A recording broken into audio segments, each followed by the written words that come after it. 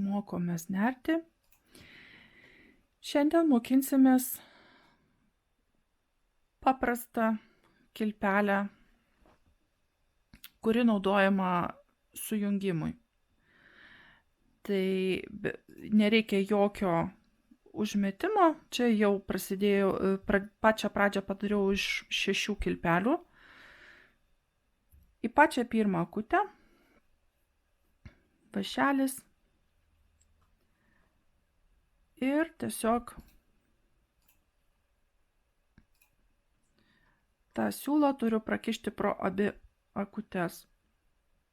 Patį pirmą kartą labai sudėtinga tą padaryti. Stengiuosi, per daug suveržiau. Jeigu labai suveršime siūlo, tai labai gausis.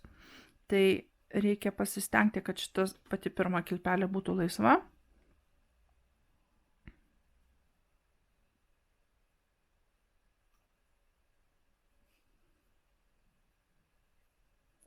Ir labiau veržiu tą, su kuria dirbu kilpelę.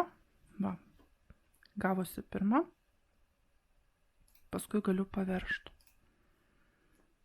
Tai padariau vieną, einu į sekančią akutę.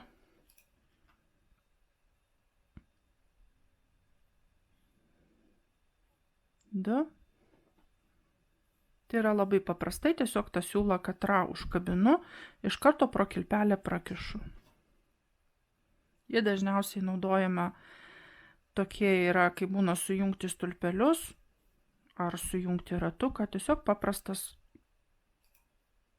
paprasta kilpelė.